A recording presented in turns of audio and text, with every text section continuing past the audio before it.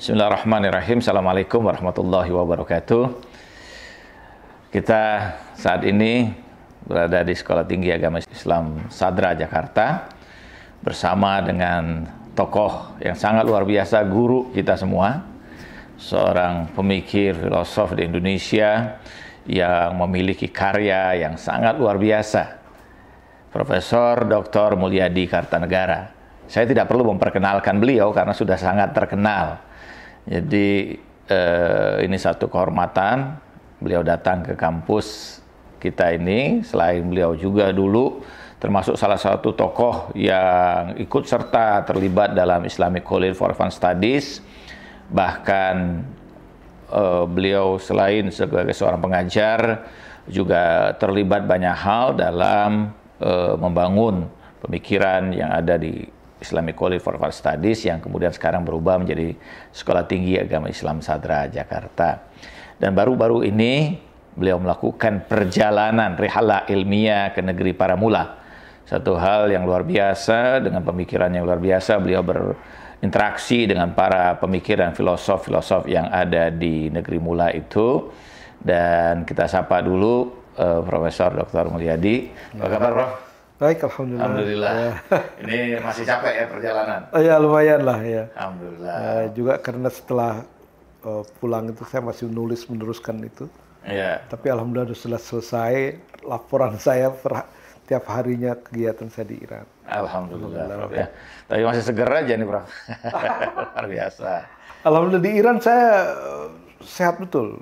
Gitu ya. Karena saya juga minta makannya diatur gitu. Betul. Dan cuaca mendukung ya.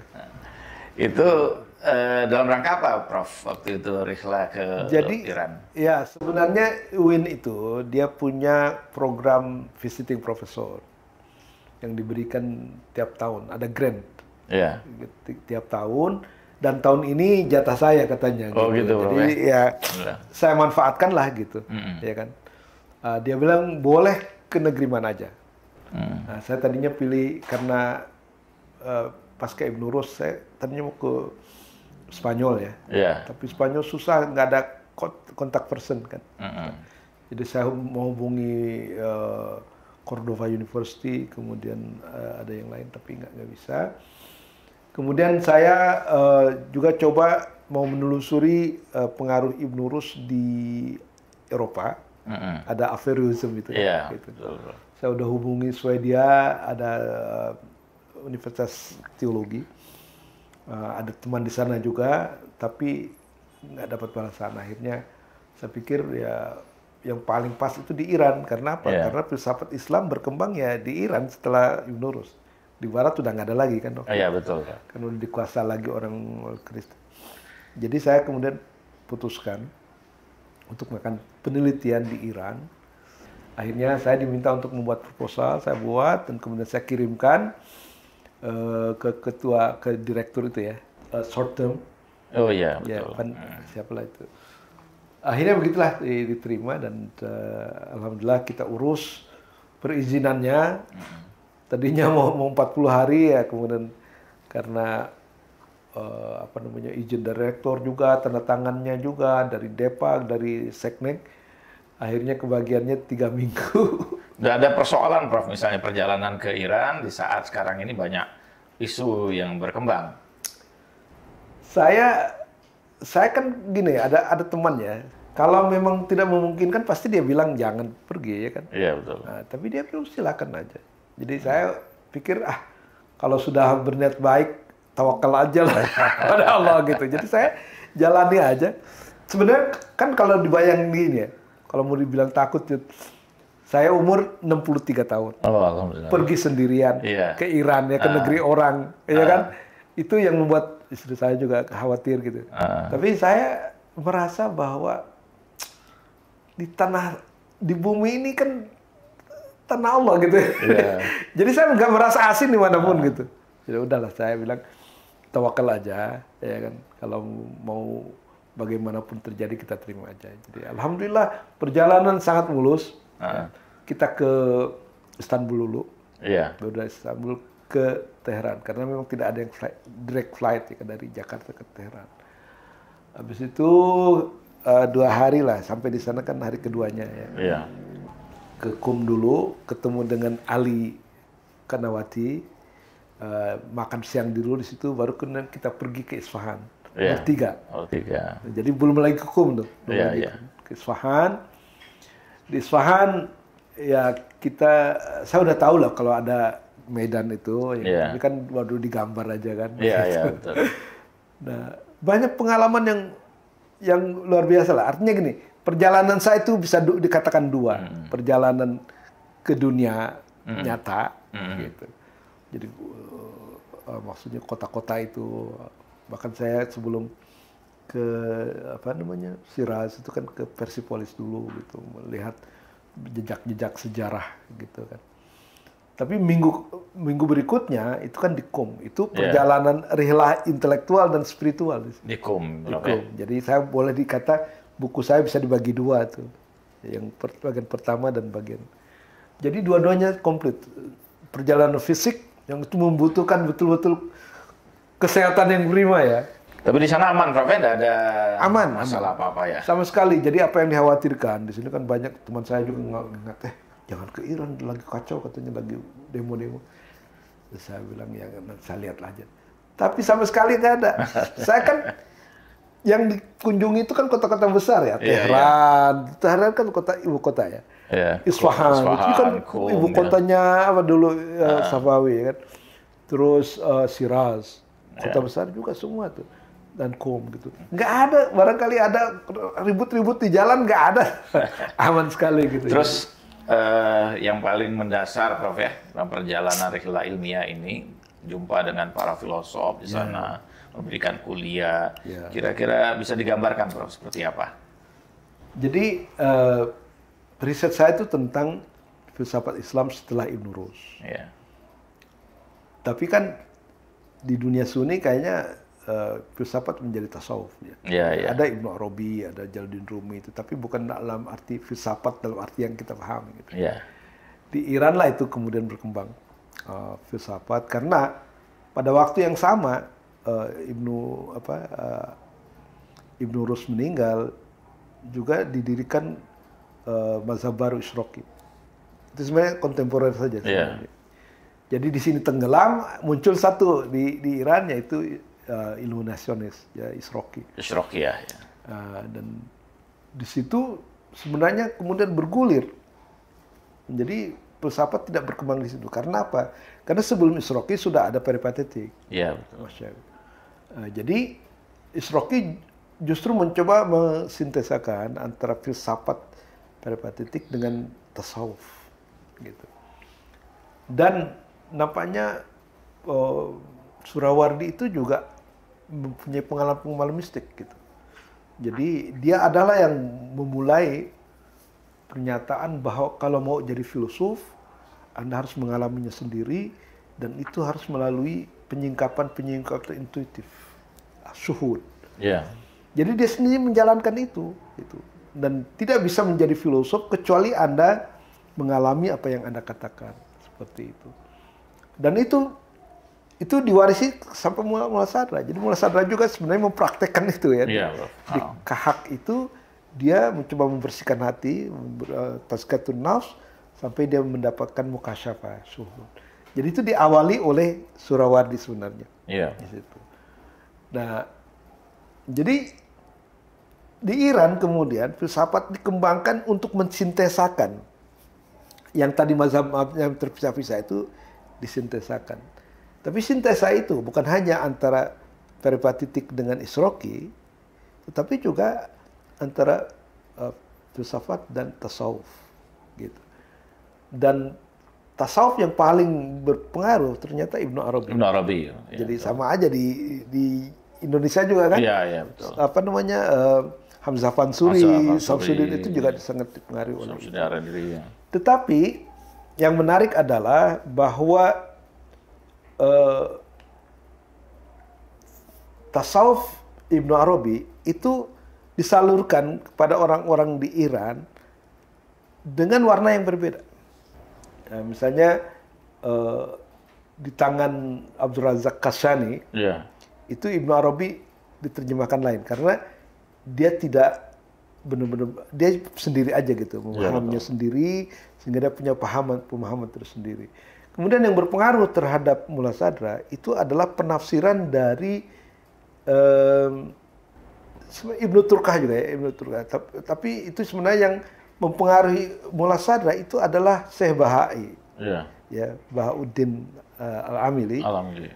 Itulah yang mengantarkan Mula Sadra kepada apa namanya Ibnu Arabi melalui Kashani dan Kaisari ya. Kaisari. Jadi itu Syarahnya Fusus Likam. Ya, sebenarnya Fusus Likam. Kemudian juga ada tokoh-tokoh yang lain, misalnya Al-Mahili. Itu dia mau mencoba mensintesakan antara filsafat dan teologi sebenarnya. Tapi tokoh yang pertama justru kata Profesor Sirwani itu adalah Khwaja Nasiruddin Tusi. Nah, dengan Tajrid al-I'tiqad, nah itu sebenarnya dia sudah mencoba mensintesakan antara filsafat dan kalam, gitu di situ. Karena sintesa itu sebenarnya dilakukan antara filsafat dan agama. Betul, Prof. Ya. Nah, tapi agama itu kan punya punya cabang-cabang turunannya. Ya, ada kalam, ada tasawuf, ada tafsir misalnya, dan hadis, ya kan gitu. Jadi tidak langsung semua. Ya, ada yang filsafat dengan tasawuf, ada filsafat dengan kalam gitu kan. Ada yang filsafat dengan Syiahnya ya, dengan Imamiyahnya. Jadi orang seperti Al-Hili dan Nasiruddin Tusi itu mencoba mengkaitkan filsafat dengan teologi. Ya kan? Haidar Amuli lain lagi. Dia ingin mendekatkan Syiah dengan tasawuf. Ya kan, nah, sehingga kemudian yang coba disintesakan adalah antara filsafat dan tasawuf gitu.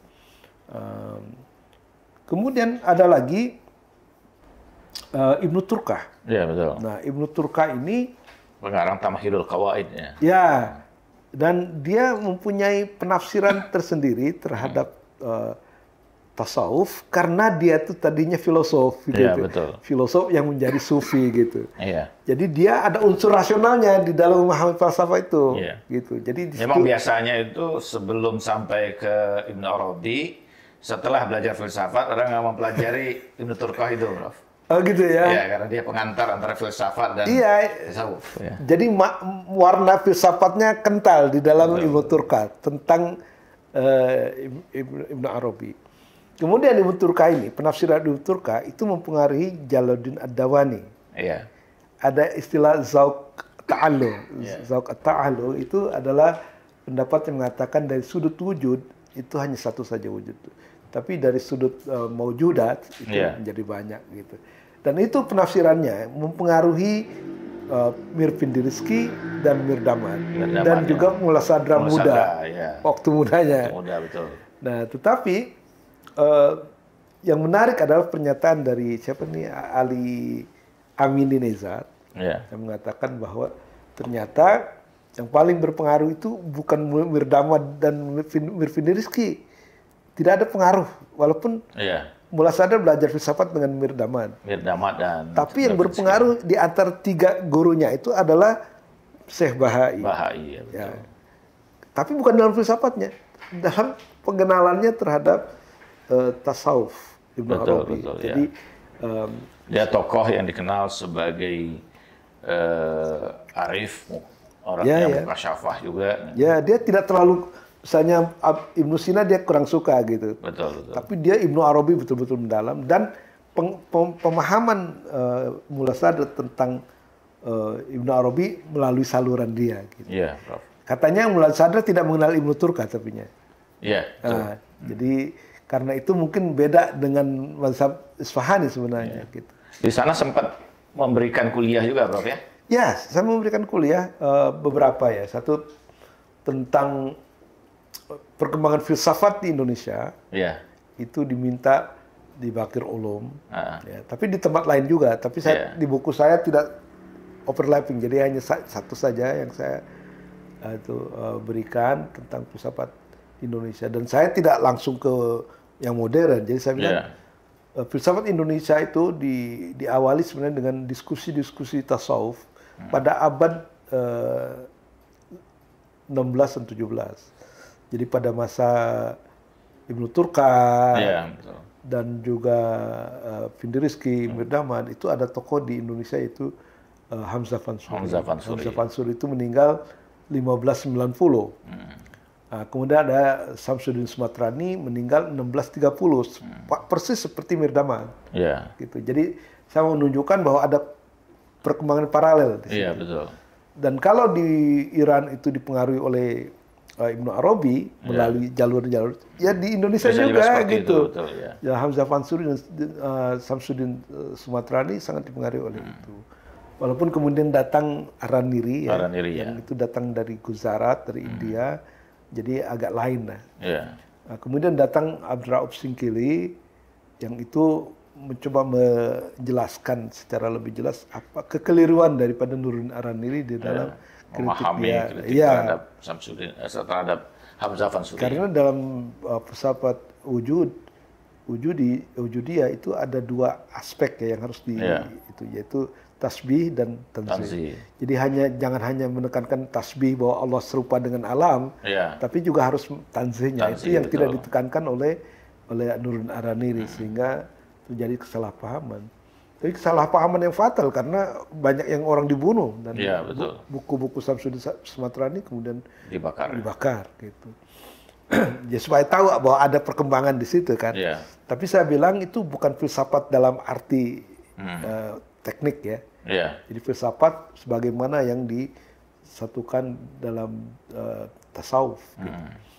Kalau bicara tentang filsafat secara teknis ya dalam arti yang kita pahami itu di Indonesia itu menurut pengalaman saya baru pada tahun 70-an itu kita diantarkan oleh Harun Nasution dengan buku Islam Tinjau dari Berbagai Aspek, dan ada buku kecil falsafat dan tasawuf dalam Islam kan gitu.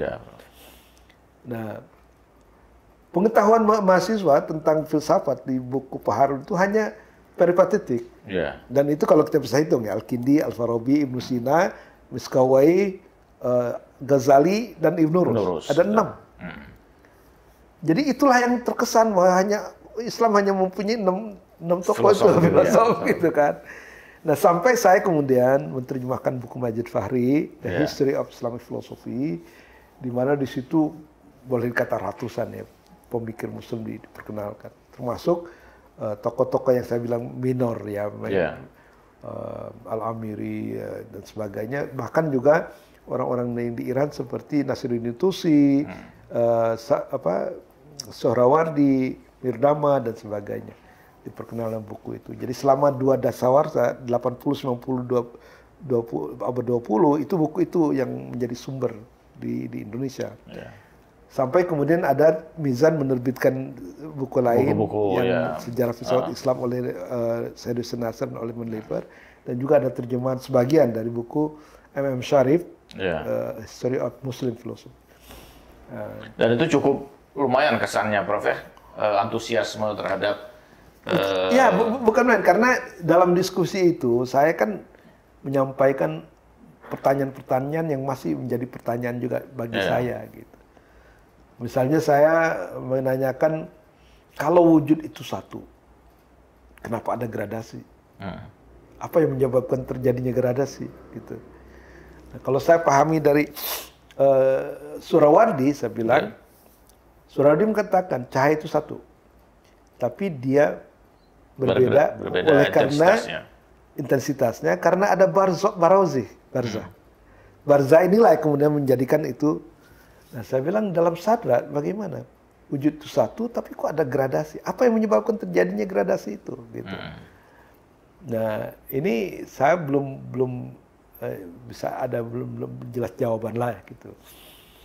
Kemudian ada pertanyaan hubungan antara azan dengan ayan. Itu yang sebenarnya saya mau tulis disertasi dulu, Fazlur Rahman. Bagaimana hubungan antara azan, pengetahuan dan pikiran, dan ayan, realitas di luar. Yeah. Nah, Karena kalau misalnya ini pengetahuan saya ya, kalau misalnya di dalam azan itu adalah esensi, artinya konsep-konsep begitu, dan esensi dipandang tidak ada gitu. Lalu kemudian bagaimana nih yang kedudukan esensi yang tidak ada itu bisa berkorespon dengan yang di luar gitu kan, macam-macam pertanyaan itu ya. Karena anggapan saya ya masih mungkin keliru juga ya, bahwa esensi itu adalah sesuatu yang ada dalam pikiran saja, padahal mungkin sebenarnya bukan begitulah. Yeah. Artinya pertanyaan-pertanyaan ini memberi kesan kepada mereka bahwa ini bukan orang sembarangan nih, karena nggak bisa pertanyaan itu muncul kecuali dari orang yang sudah paham tentang filsafat. Gitu. Akhirnya disebarkan tuh kehadiran saya disebarkan kepada universitas lain sehingga mereka meminta saya untuk memberikan penyajian. Ya. Sempat berjumpa dengan filosof-filosof besar di sana, Prof. Ya, saya ceritakan sebentar, Prof. Ya, jadi saya melihat ada level-level ya.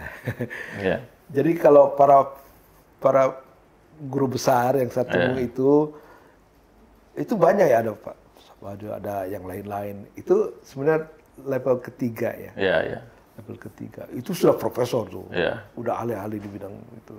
Tapi masih level itu ya. Kemudian yang level kedua itu saya ketemu ayatullah. Orang seperti Fayazi betul, ya. Terus Amin Amini Nezat, kemudian yang Abdul Rasul ya. Iya. Kemudian juga yang lain-lain lah. Itu udah ada lebih tinggi lah tingkatannya. Tapi yang paling topnya tentunya Ayatullah Jawad Amuni. Sempat berjumpa, Prof ya? Sempat berjumpa. Itu saya ngeri-ngeri juga karena gini, itu sudah dijadwalkan hari Senin. Iya. Dan untuk bisa itu dijadwalkan kan susah sekali kan? Susah sekali, betul, Prof. Nah tiba-tiba dirubah.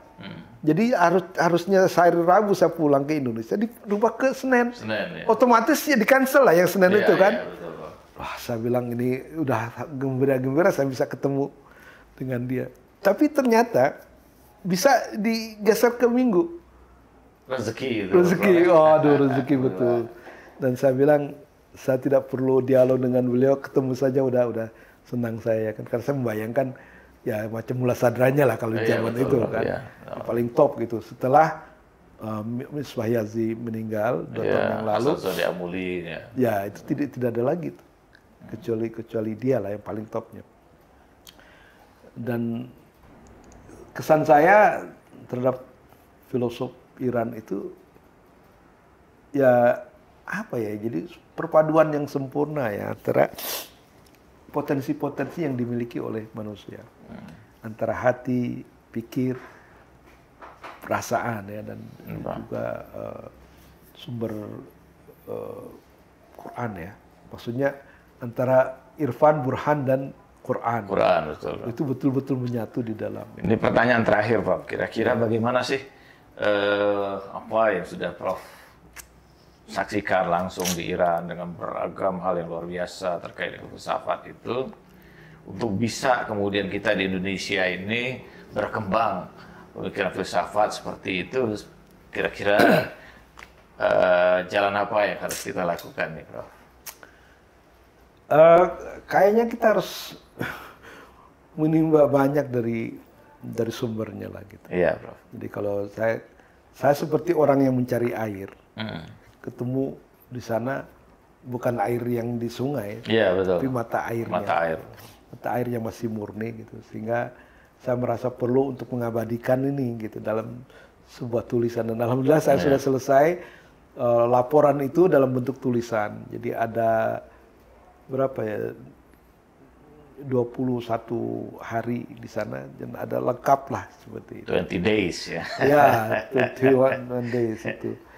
21 days ya. Ya, dan itu menurut saya merupakan sumber informasi yang otentik ya, karena kita datang sendiri ke ahlinya ya. Betul. Bukan kata orang. Ya, jadi ini ahli-ahli betul. Dan kemudian saya merasa tercapai lah misi saya ke sana untuk menelusuri perkembangan filsafat Islam setelah Ibn Rushd di Iran. Ya. Jadi saya melihat puncaknya Mula Sadra ternyata. Jadi saya melacak apa yang terjadi sebelum Mula Sadra dan kemudian melacak apa pengaruh Mula Sadra sampai hari ini. Dan itu luar biasa ternyata besar sekali pengaruhnya. Pengaruh Mula Sadra Ya, setelah jadi- pasca Mula Sadra. Prof, ya. Jadi filosof-filosof kontemporer Iran itu ya Sadrian kebanyakan. Ya. Seperti Dan kita tunggu nanti Prof bukunya insya Allah segera terbit ya. ya mudah-mudahan. Itu ditulis selama 21 hari itu Prof ya. Iya, pokoknya Buku tersebut. sebulan lah. Karena Bulan ya. Alhamdulillah. itu di tengah-tengah kesibukan saya yang setiap hari ada acara. Jadi terus menulis Prof di sana, selama di sana. Iya, iya. Alhamdulillah. Alhamdulillah. Mudah-mudahan segera terbit Prof dan kita semua di Indonesia ini mendapatkan manfaat dari itu. Iya, banyak yang bisa kita kembangkan sebenarnya dan mereka membuka kerjasama dengan kita. Alhamdulillah, Itu yang insyaallah. mungkin harus kita telusuri karena ada orang yang bilang ya pertemuan kalau hanya berhenti di sini saja Iya, nggak manfaat kurang banyak. Jadi saya alhamdulillah punya kontaknya dan insya Allah kita bisa kembangkan. Insya Allah, Prof. Terima kasih, Prof, atas waktunya ini berbagi bersama kita Ya. pada hari ini. Mudah-mudahan Prof selalu sehat dan mampu Insya Allah. memberikan mutiara hikmah dan mengembangkan pencerahan pemikiran filsafat Islam di Indonesia, Prof. Terima kasih. Dan alhamdulillah kita sudah bersama Prof Mulyadi Kartanegara, guru kita semua di Indonesia, dan banyak hal yang tentu kita dapat dan dari beliau pada pertemuan kita kali ini. Tapi tentu sangat sedikit masih. Kita perlu menimba lebih banyak. Dan ini juga berkat tentu fasilitas yang diberikan oleh Mustafa International University dan UIN Syarif Hidayatullah Jakarta. Alhamdulillah. Dan mudah-mudahan insya Allah ini kita akan mendapatkan banyak hal nanti setelah diterbitkan buku beliau selama berada di Republik Islam Iran. Terima kasih Prof. Ya, sama-sama. Berjumpa kembali. Assalamualaikum warahmatullahi wabarakatuh.